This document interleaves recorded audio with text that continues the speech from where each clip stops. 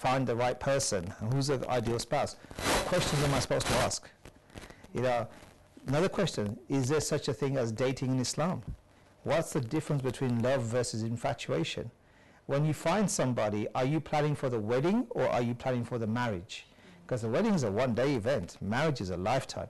Allah subhanahu wa ta'ala tells us that marriage is the most important contract of our lives.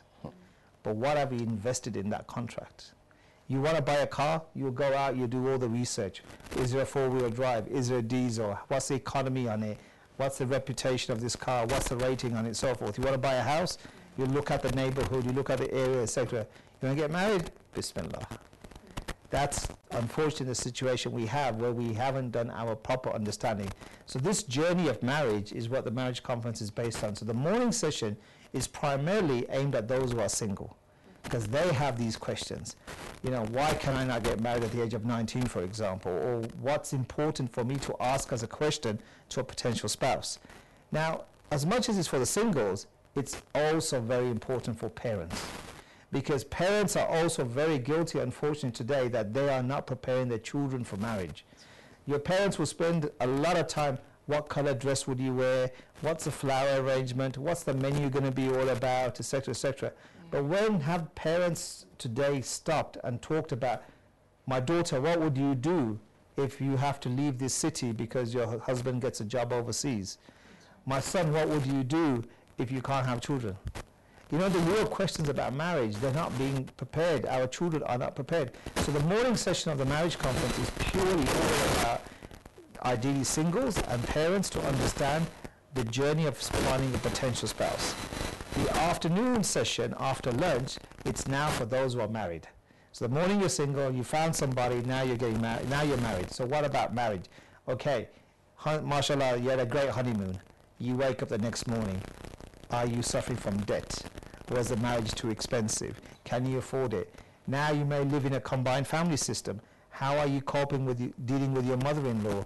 Living in wearing a hijab, for example, living in a mixed family where you got brother-in-laws walking around and so forth. Then it's also discussing issues like your career versus your marriage. What is the balance in that? What about money matters? Finance is a key area in marriage. The third biggest reason why marriages are failing is because of finances around the world. This is a big issue for us. Are we preparing our newlyweds to understand the responsibility of marriage? Then beyond that, it also goes into issues like intimacy matters.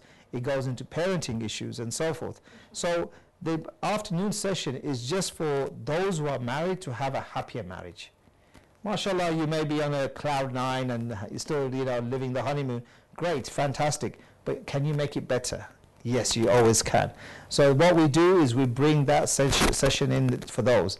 Then as the day goes along, the afternoon session now takes you into serious issues in marriage. For example, addictions. What happens if someone in your family, your spouse, is addicted to drugs? What about pornography? What about alcohol? What about, you know, gambling and so forth? How does that impact your family life and destroy it? Where are the avenues? Who are you supposed to get advice from? You see, one of the issues that we have today as a community, as a ummah, is when we have a problem, we sweep it under the carpet. Oh, it's going to go away. It's not going to go anywhere. It's going to become a mountain of problems. And when you look over your shoulder, it's then a blame game.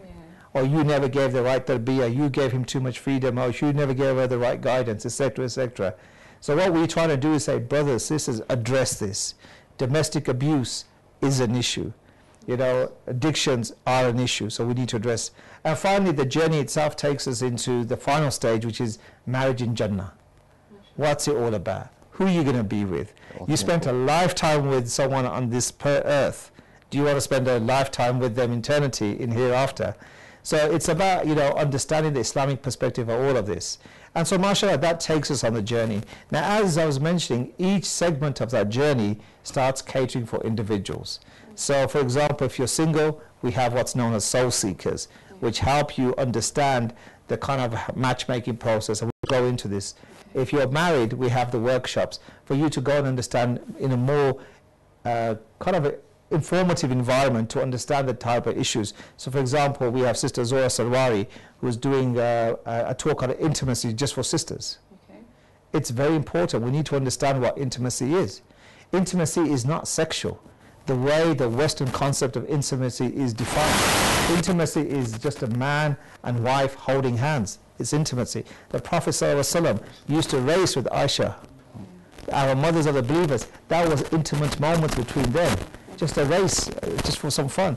So a lot of times we need to break down some of the definitions to understand that, we are taking this the wrong way. We need to understand these aspects. And then, like I said, there's those who are having counseling services, purely confidential. Do not watch your house burn down. Nobody wants to do that. So why don't you invest? Invest in like some time for you and your spouse to go see someone who's qualified, and inshallah they'll be able to assist you on this. Second question you raised was also about the pricing. Our main objective is to make it affordable to everybody. That's a key thing. Naturally, with the organization of these events, there's a cost involved, the venue cost, the flying in, the speaker cost, hotel cost, catering cost, and so forth. And sometimes, mashallah, Allah's the best of providers. The risk comes from Him. And most of the times, alhamdulillah, we get a lot of the community members. The ticketing is a sustainable part of it. Alhamdulillah, a lot of times we have amazing donors within the community which want to sponsor a range of tickets. And I believe this is also something that's happening here as well, inshallah. So is it like everyone is going to be in the main talk and then later on separate all of them? So yes, as you can see, the morning session, most people are going to be all in the main hall. Okay. And that's the journey of marriage starting off. And that's amazing talks. So for example, we have a talk called My Big Fat Wedding. We have another one called Lonely Planet. We have another talk called Love versus Infatuation. Wallahi, there's 32 differences between love and infatuation. 32 different, and that's only me being modest. There's so many more, but the ones which are common. And the reality is, most people think they're in love. In fact, they're just infatuated. And when you go through this workshop or this talk and you realize, whoa, I'm actually more infatuated than I'm in love. Because how can you love somebody when you don't know that person? Looks is infatuation. I want to marry you not because I know your character, I've lived with you, I've traveled with you. I have this lust for you. And these are big issues, and we want to help get the people attending to understand this.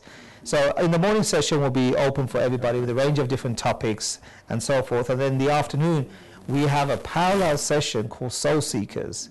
And Soul Seekers, mashallah, is our halal matchmaking event, which helps brothers and sisters who are looking to find spouses, be it single or those who have been through a divorce, to find a platform where they can go and engage and find a suitable spouse.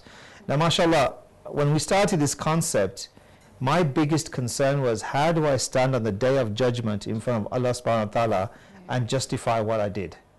Because I was too afraid to open the door which would lead to fitna. Today, across the board, you have online applications, Tinder, Minder, Belinda, whatever they are. And all you do is window shopping. I like it, I hate it. I like him, I hate him, whatever. That's not fun.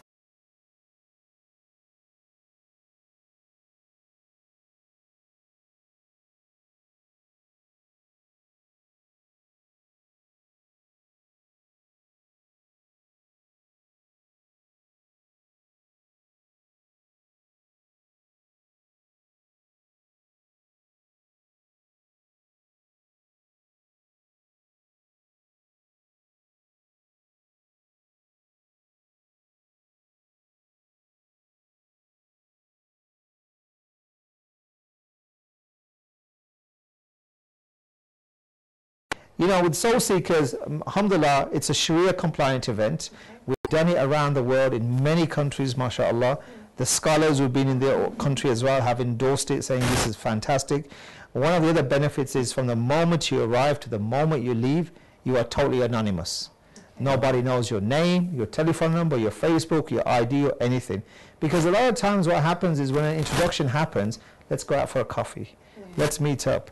Let's have a chat. And before you know it, the door of fitna starts opening up. Then you're dating. You're not getting married. What we do is a purely controlled environment. And a scholar like Sheikh Dawood Butt himself, mashallah, will be managing the event. Uncle Idris Khamisa, also an amazing speaker and marriage counselor, will also be doing a premarital course, some tips on the type of questions to ask. This whole forum is so well controlled and managed that it doesn't allow any opportunity to kind of, you know, start dating each other afterwards. And the only time any information is exchanged is when the families exchange that information themselves. And alhamdulillah, naturally the wali and mehrams are also invited to be part of the process, so they're there, they can witness how it happens and so forth.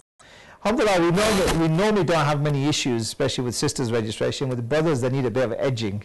You know, sisters are always, mashallah, the first one to gain knowledge, the first ones to be involved in community matters, but the brothers are a bit sluggish. So alhamdulillah, inshallah, we're hoping that more of the brothers attend, they join, and they benefit from this event as well, inshallah. Well, that's really a lot, so we're excited already. No, inshallah. I mean, we've been doing this event now in 11 countries around the world, and literally less than 3.5 years. Why? Because the demand is so global.